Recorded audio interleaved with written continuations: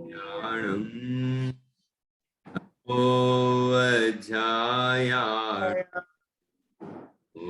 लोए आहुरम्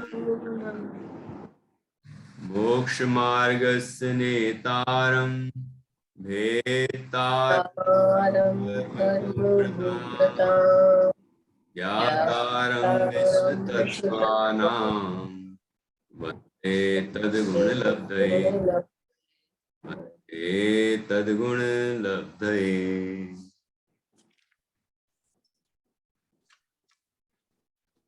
आचार्य श्री उमा स्वामी द्वारा रचित यह तत्वार्थ सूत्र अपर नाम मोक्ष शास्त्र नाम का ग्रंथ है। इसका 9वां अध्याय आज से हम प्रारंभ करेंगे। 9वें अध्याय में 7 तत्वों में से संवर और निर्जरा इन 2 तत्वों की चर्चा की गई है और प्रारंभ में ही पहले ही सूत्र में संवर का लक्षण बताया है। आश्रव निरोधा संवरा, आश्रव का निरोध वह संवर है। तो ये संवर और निर्जरा को एक ही अध्याय में क्यों लिया? 2 अलग अलग अध्याय में ले लेते। तो एक कारण तो यह है कि ये दोनों ही मोक्ष का मार्ग है, संवर और निर्जरा। संवर पूर्वक निर्जरा होने पर ही मोक्ष होता है, इसलिए एक साथ लिया। दूसरा, कई कारण ऐसे हैं जो जिनसे संवर भी होता है, निर्जरा भी होती है, तो वो 2 बार गिनाना पड़ता कि इससे संवर होता है, इससे निर्जरा होती है, वही कारण वापस गिनाने पड़ते। तो ये मोक्ष मार्ग के ये तत्व हैं, संवर और निर्जरा, और संवर पूर्वक ही सच्ची निर्जरा होती है, इसलिए इनको दोनों को एक ही अध्याय के अंदर लिया गया है। और ये बात अपन जब धीरे धीरे पढ़ेंगे आगे तो स्पष्ट होती जाएगी। तो पहला सूत्र है आश्रव निरोधा संवरः। आश्रव का निरोध अर्थात आश्रव का रुक जाना, जैसे पढ़ा है ना परिभाषा में, नए कर्मों का आना रुक जाना, मतलब नए कर्म आना। नया आना मतलब आश्रव, तो नया नहीं होना उसका नाम संवर है। ठीक है, आश्रव निरोधा संवरः, आश्रव का निरोध वह संवर है। आश्रव की परिभाषा क्या पढ़ी थी हमने 6वें अध्याय में? कर्मों के आने को कर्म योग है ना, काय वांग मना, मन वचन काय, इन 3 योगों के निमित्त से आत्म प्रदेशों में जो कंपन होता है योग है। तीनों के निमित्त से जो आत्म प्रदेशों में कंपन हुआ वो योग है, और योग से आश्रय होता है, कर्मों का आगमन, योग से आश्रय होगा। हाँ। अब क्या हुआ यहाँ कि आश्रय रुक गया, तो आत्म प्रदेशों में कंपन होना बंद हो गया, क्योंकि मन वचन काय की जो प्रवृत्ति है वो बंद हो गई, क्योंकि भेद विज्ञान और वैराग के द्वारा अपने स्वरूप की स्थिरता हो गई।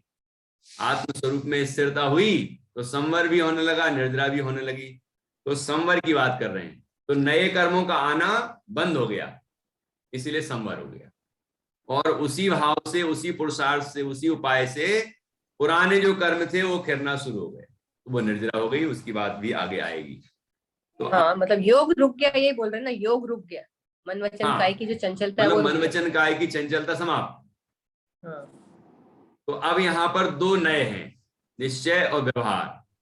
तो जब हम ये बात करेंगे कि पाप प्रवृत्ति रुक गई, तो वहां पर पाप का संवर वो समझना, मतलब जब जो भाव यहाँ पर बताए हैं उनसे, जैसे आपने पढ़ा होगा 12 भावना में, समिति गुप्ति संयम धर्म निर्मल अपनी नहीं, निज स्वरूप में लीनता निश्चय संवर जानी, समिति गुप्ति संयम धर्म करे पाप की हानि। तो अपने स्वरूप में जो स्थिरता हो रही है वो निश्चय संवर है, और जो समिति गुप्ति आदि होते हैं ये पाप की हानि करते हैं, मतलब पाप भाव रूप परिणमित नहीं होने देते, ये भी संवर है। पाप से रुक रहा है ना, पाप भावों से रुक रहा है, पापाश्रव से रुक रहा है, तो ये भी संवर है। इसको कहते हैं व्यवहार से संवर। और निश्चय नहीं तो कहते हैं पुण्य और पाप दोनों से रुक जाए, सर्व प्रकार के विकारों से रुक जाए और वीतराग भाव अंदर में हो जाए, तो वो निश्चय संवर है। नहीं, ये पाप से है, मतलब ये संवर गुप्ती समिति धर्म है, ये पाप से मतलब पाप से बचाने वाले हैं एक बात, हाँ और वो वीतराग भाव में निमित्त हैं। दोनों दोनों कथन होंगे यहाँ पर। जब पाप के, जब इनके व्यवहार पक्ष को धर्म बताया जाए तो समझना कि ये पाप की हानि हो रही है इसीलिए धर्म कह रहे हैं। और जब ये कहा जाए कि इनके होने के समय जब शुद्धोपयोग होता है और कर्म, नए कर्म नहीं आते हैं, विकार उत्पन्न नहीं होते हैं, तो ये निश्चय कथन है, ये वास्तविक संवर है। ऐसा दोनों अपन को समझना है। कारण तो यही है, बात काम तो यही कर रहे हैं मुनिराज, समिति गुप्ती ये इन्हीं रूप परिणमन कर रहे हैं, लेकिन इनके होने के समय में दो कार्य हो रहे हैं। जब उपयोग की चंचलता होती है तो शुभ परिणाम होते हैं, अशुभ नहीं होता। ये समिति गुप्ती आदि रूप अपने परिणाम में समिति गुप्ती आदि रूप अपने परिणाम करते हैं, शुभ परिणाम है। हाँ, तो वो पापों से बच जाते हैं। उन्हीं के काल में यही जब समिति गुप्ती आदि हो रहे हैं तो वो अपने स्थिर हो जाते हैं। तो जब स्थिर हो गए तो निश्चय संवर। और जब वो शुभ भाव रूप परिणमन कर रहे हैं तो उनकी समिति आदि कह देना या संवर के कारण कह देना, ये व्यवहार संवर। व्यवहार संवर। अब ये दूसरा सूत्र है, संवर का निरोध, आश्रव का निरोध किससे होता है? उसमें लिखा ना आश्रव निरोध, आश्रव का निरोध ही संवर है। तो शिष्य पूछता है कि आश्रव का निरोध किससे होता है? तो कह रहे हैं सगुप्ती समिति धर्मानुप्रेक्षा परिसय जय चारित्रयी, कि वह मतलब वह अर्थात संवर, गुप्ती, समिति, धर्म, अनुप्रेक्षा, परिसर्जय और चारित्र, इन 6 कारणों से, 6 साधनों से संवर होता है। ये संवर के 6 कारण हैं, 6 है ना। कौन कौन से?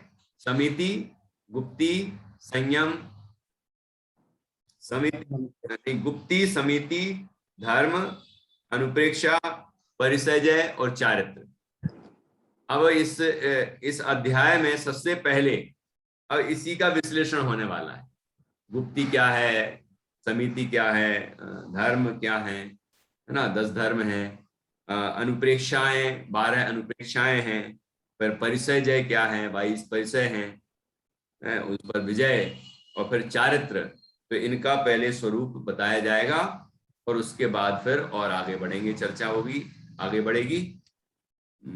तो देखिए ये सभी कारण यहाँ बताई दिए हैं। सगुप्ती समिति धर्मानुप्रेक्षा परिसर्जय चारित्रयी, 2 सूत्र हो गए। अब निर्जरा और संवर होने का अन्य विशेष कारण बताते हैं। तपसा निर्जरा च, तप से भी निर्जरा होती है। तप से निर्जरा होती है, च मतलब और। तो इसका तात्पर्य क्या हुआ कि संवर तो होता ही है, निर्जरा भी होता है ना। तप से निर्जरा और संवर है, तो तप से संवर निर्जरा दोनों बोलेंगे ना, दोनों होंगे, संवर और निर्जरा दोनों होंगे। तो इस तरह ये बात बताने के लिए यहाँ च शब्द का प्रयोग किया गया है। निर्जरा और च मतलब क्या, संवर बोलना होगा। और हाँ, च मतलब और, तो हाँ। निर्जरा और संवर, संवर पिछले सूत्र में आया था, उससे ले लेंगे यहाँ च के द्वारा, कि तप से निर्जरा और मतलब और संवर होता है, तब से संवर और निर्जरा होता है, या निर्जरा और संवर होता है। इस तरह उस संवर को ग्रहण कर लिया।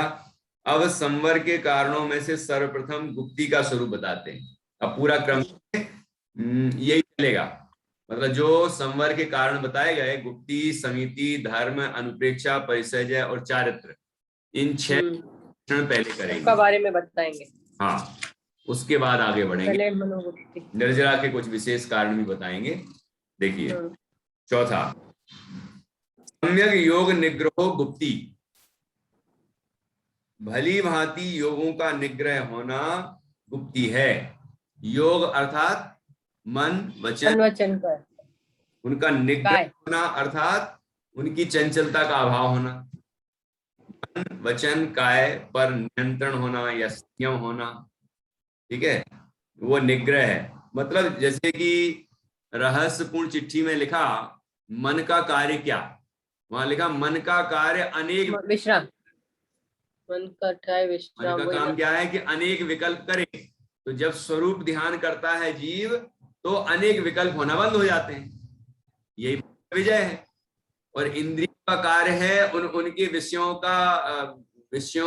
का सेवन करे। तो जब जीव उन पंचेंद्रिय के विषयों से विरक्त होता है और अपने स्वरूप में लीन होता है, तो पंचेंद्रिय के विषयों का सेवन करता ही नहीं। तो पंचेंद्रियों पर विजय हो गई और मन पर भी विजय हो गई। तो इस तरह यहाँ पर मन वचन काय, ये 3 चीजें ली। तो मन पर विजय और वचन और काय पर विजय किस तरह होगी कि जब जीव अपने स्वरूप की स्थिरता करेगा, तो मन वचन विजय हो जाएगी। और अब दूसरी बात, अब इसमें अपन मन वचन काय में शुभ और अशुभ लगाएं कि अशुभ प्रवृत्ति ना हो मन वचन काय की, तो वो मन को वशीभूत कर लिया हमने कि अशुभ से बच गए और शुभ में लगे हैं।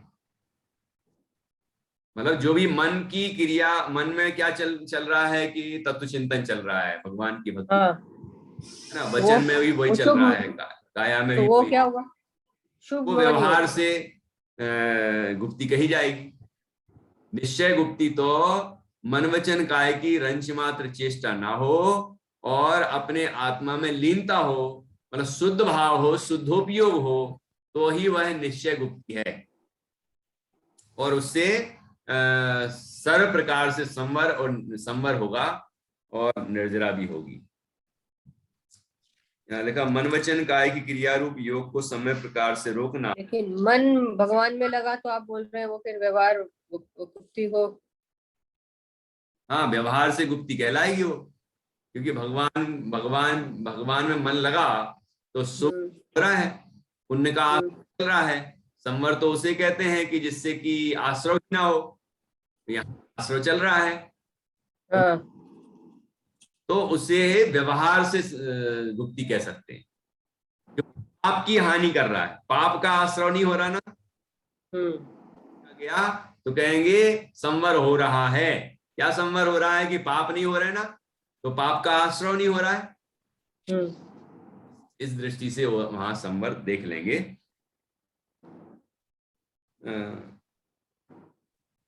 अब योग निग्रह का मतलब उसकी स्व इच्छा रूप प्रवृत्ति मिटाना योग निग्रह है। मन वचन काय की जो प्रवृत्ति है उसको रोकना, मतलब मन वचन काय की प्रवृत्ति ना होना, वह मतलब स्वच्छंद प्रवृत्ति ना होना, मन वचन काय के माध्यम से जो प्रवृत्ति होती है वो ना होना, वो गुप्ती है।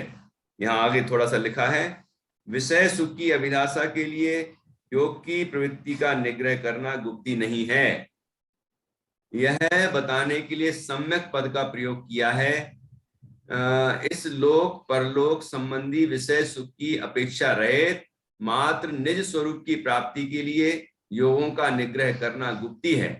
पहले योग की स्वेच्छा पूर्वक प्रवृत्ति से कर्म का आश्रय होता था, अब संक्लेश भावों से रहित विशिष्ट योग निरोध रूप गुप्ती से उनका संवर होता है। यह बताने के लिए सम्यक पद का प्रयोग है। इसके काय गुप्ती, वचन गुप्ती, मनोगुप्ती, ये 3 भेद हैं। ये सम्यक पद क्यों लगाया कि सम्यक गुप्ती होना चाहिए, ये नहीं कि मन वचन काय की चेष्टा पुण्य में नहीं हो रही है, पाप में अकेली हो रही है। तो आप तो पाप में लगा है ना मन, है ना, पाप के वचन बोल रहे हैं हम, दूसरे तो नहीं बोल रहे हैं। तो ऐसे ऐसे नहीं चलेगा ये। जैसे अभी ध्यान का प्रकरण आएगा, तो ध्यान में कोई कहे कि हम तो पंचेंद्रिय के विषयों में से कोई एक विषय पर पूरा ध्यान एकाग्र करते हैं, तो वो क्या ध्यान है? तो कहेंगे हाँ ध्यान तो है, लेकिन वो संसार का कारण है। आर ध्यान और रौद्र ध्यान है वो। तो इस ध्यान मुक्ति का कारण है का तात्पर्य ये नहीं समझना कि कैसा भी ध्यान करो, किसी का भी ध्यान करो तो वो मुक्ति का कारण हो जाएगा। ऐसे ही यहाँ मन वचन काय की प्रवृत्ति का निग्रह है किसमें करना कि विषय सुख की अभिलाषा के लिए योग की प्रवृत्ति का निग्रह करना गुप्ती नहीं है। यदि यो विषय सुख की अभिलाषा है कि हम मन वचन काय को इसलिए एकाग्र कर रहे हैं जिससे कि हमें विषय सुख मिले, उसका पुण्य का फल मिलेगा और पंचेंद्रिय के विषय मिलेगी, तो वो वास्तविक गुप्ती नहीं है, ये बताने के लिए सम्यक पद का प्रयोग किया। ठीक है, एक मिनट, सम्यक का सम्यक योग निग्रहो गुप्ती, तो सम्यक तो पद है ना। समझ गए। तो आपने एक बार क्या बोला, सम्यक का मतलब आगे जैसे लगाया है ना कि सम्यक का उपयोग किया है अपन ने यहाँ हाँ, पर जो तो इसका तात्पर्य बताया कि विषय सुख की अभिलाषा से योग निग्रह किया जाए तो वो सम्यक गुप्ती नहीं है। शुभ की अभिलाषा से, हाँ, यहाँ तो मोक्ष की ही भावना होना चाहिए, और मोक्ष की भावना से जो जीव कार्य करता है, मन वचन काय का निग्रह करता है, वही सच्ची गुप्ती है। मात्र निस्वरूप की प्राप्ति के लिए योगों का निग्रह करना गुप्ती है, ये लिखा है। अब गुप्ती को धारण कर लोक में अपनी पूजा सत्कार आदि नहीं चाहना, हम बड़े ध्यानी हैं इत्यादि से इस लोक परलोक संबंधी विषयों की वांछा नहीं करना गुप्ती है।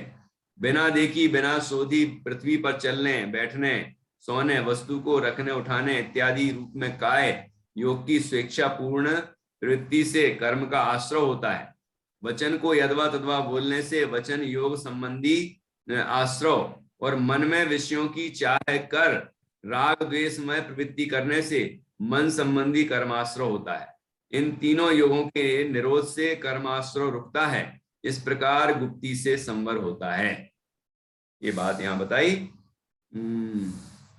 तो इसमें जितनी चर्चा बताई है, तो इसमें जब स्वरूप में स्थिरता होती है तब वो निश्चय गुप्ती है, वहां पर शुभ प्रवृत्ति भी नहीं होती ना, शुभ विकल्प भी नहीं होते, तब वो निश्चय गुप्ती कहलाएगी। लेकिन जब आपकी विषय की अभिलाषा रूप प्रवृत्ति ना हो, है मन से वचन से काय से, मन से विषय अभिलाषा ना हो, वचन से ऐसे अथवा तथवा वचन ना बोले जाएं विषय वर्धक, है ना, काया से विषय चेष्टा ना हो, तो ऐसे मन वचन काय की जो चेष्टाएं हैं उनको हमने रोक दिया, तो पाप प्रवृत्तियां रुक गई, तो उससे ही गुप्ती कहते हैं। ये व्यवहार गुप्ती है। काय मतलब वो शरीर का हलन चलन को रोकना, वही ना? हाँ, नहीं तो काय काय में क्या लेंगे के विषयों में प्रवृत्ति करना, तो वो हो गया काय की चेष्टा। तो मन वो पंचेंद्रिय के विषयों में प्रवृत्ति नहीं करना, काय की चेष्टा से बच गए, का निग्रह कर दिया कहलाएगा। कि मन तो कर रहा है कि मैं पंचेंद्रिय के विषय भोगूं, लेकिन हमने कहा नहीं, और हमने अपने उपयोग को आत्मचिंतन में लगाया, भगवान के चिंतन में लगाया, मन को अपने आत्मा के अनुभव के लिए प्रयत्न हो गए, तो हम पाप से बच गए, पाप प्रवृत्ति हमारी नहीं हो रही है, तो उसको गुप्ती कहेंगे। उससे बचना है पहले नंबर पर, करें पाप की हानि, पाप से बचेगा पहले नंबर, व्यवहार से गुप्ती नाम पाए, और पाप से भी ना बचे तो तो फिर व्यवहार से भी नाम नहीं पाएगा। और विषय की अभिलाषा से किया तो पाप की भावना तो पहले ही हो गई।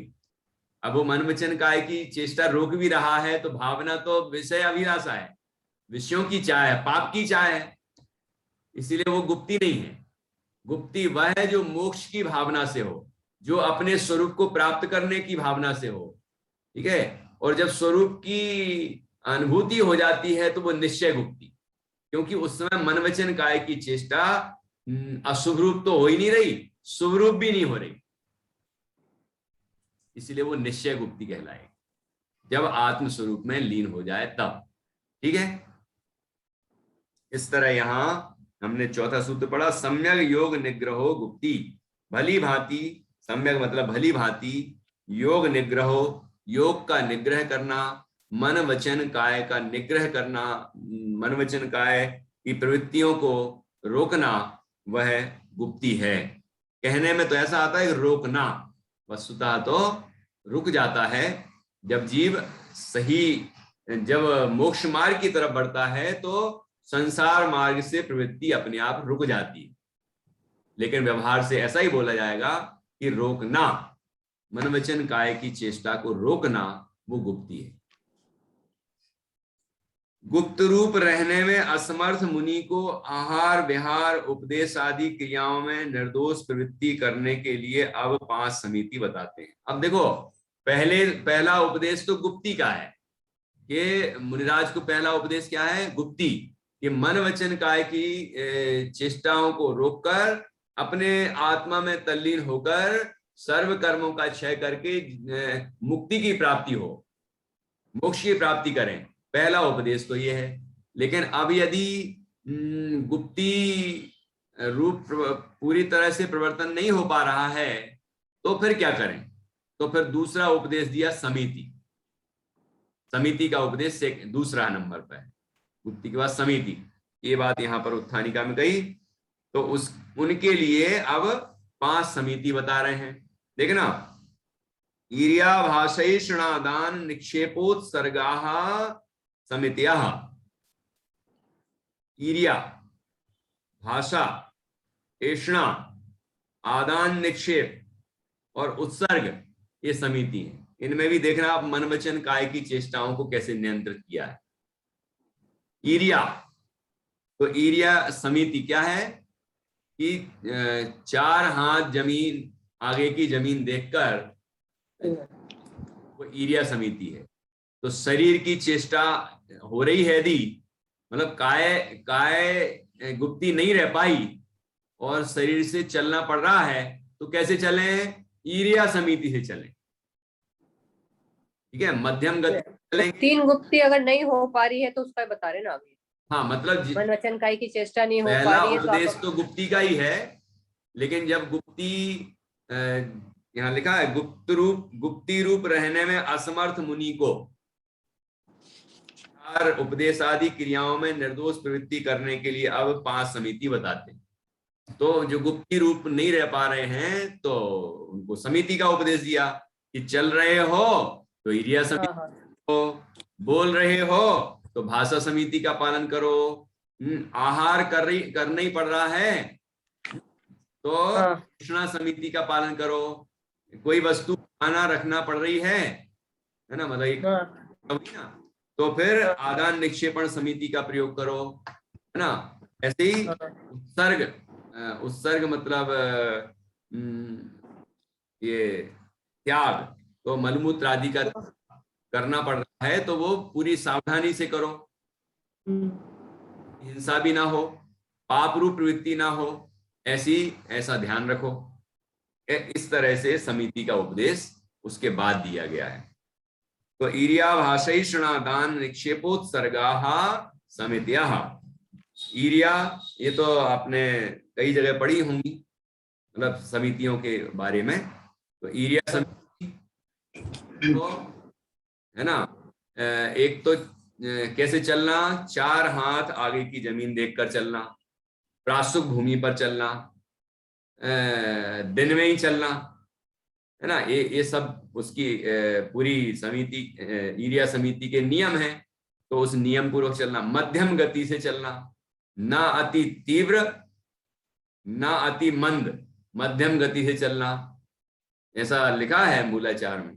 ज्यादा मंद गति से चलेंगे तो चाल मनोरम हो जाएगी, मतलब धीरे धीरे चलेंगे तो जैसे ठुमक ठुमक कोई चले तो दूसरों को विकार उत्पन्न हो जाए, तो वैसे भी नहीं चलते। और ज्यादा तेज गति से चलेंगे तो क्या होगा कि जीव हिंसा होगी। इसलिए ना तो अति मंद गति से चलते हैं, ना अति तीव्र गति से चलते हैं, मध्यम चाल से चलते हैं, मध्यम गति, जिससे चाल भी मनोरम ना हो और जीवों की हिंसा भी ना हो। इस तरह समता पूर्वक धैर्य पूर्वक आगे आगे चलते हैं देख के। तो ईरिया समिति हो गई। अब भाषा समिति कि मन वचन और काय, मन वचन भाषा समिति में हित मित प्रिय। तो वचन गुप्ती में तो कहा था बोलना ही नहीं, वचन गुप्ती में तो कहा था बोलना नहीं, और अब बोलना ही पड़ रहा है तो भाषा समिति पूर्वक बोले, हित पूर्वक बोले, हितकारी बोले, मित मतलब सीमित बोले, जितना आवश्यक है उतना ही बोले, और प्रिय बोले, जो जीव के लिए प्रिय लगे सुनने में, है ना, ऐसे मधुर शब्दों में बोले। तो हित मित प्रिय वचन बोलते हैं, ये भाषा समिति है। ठीक है। और ऐषणा समिति, अब शरीर, ये काय की चेष्टा हो गई, ईरिया समिति, भाषा समिति, ऐषणा समिति। ऐषणा मतलब आहार के संबंध में है। तो आहार के जो दोष हैं उनको दूर करते हुए आहार ग्रहण करें, खड़े खड़े आहार ग्रहण करें, एक बार ही आहार ग्रहण करें दिन में, है ना, पानी पात्र में ही आहार ग्रहण करें। ये सब ऐषणा समिति के गुण जो बताए गए हैं वो यहाँ समझना है। आदान निक्षेपण, कि कोई चीज उठाना है या रखना है, तो कोई चीज में क्या उठाते रखते हैं, शास्त्र या पीछी कमंडल। तो कमंडल उठा रहे हैं तो पीछी से उसको परिमार्जित कर देंगे, पीछी तो उनके पास हमेशा ही रहती है। और शास्त्र उठा रहे हैं तो उसको परिमार्जित करके ग्रहण करेंगे। फिर रख रहे हैं तो पहले भूमि को, जहां जो स्थान है उसका, शास्त्र का, उस स्थान को परिमार्जित करेंगे, फिर रखेंगे। तो ऐसे आदान मतलब ग्रहण करना, निक्षेप अर्थात रखना। तो उठाने रखने में पूरी अहिंसा का पालन करना, वो आदान निक्षेपण समिति है। और उत्सर्ग अर्थात प्रतिष्ठापन, मतलब इसमें मल मूत्र का त्याग है, कफ का त्याग, मल का त्याग, मूत्र का त्याग। जब त्याग करें तो पूरी भूमि शोधी हुई हो, शुद्ध हो और परिमार्जित हो, तो ऐसी भूमि पर ही मलमूत्र आदि का निक्षेपण करते हैं। ये उत्सर्ग नाम की समिति है या प्रतिष्ठापन समिति है।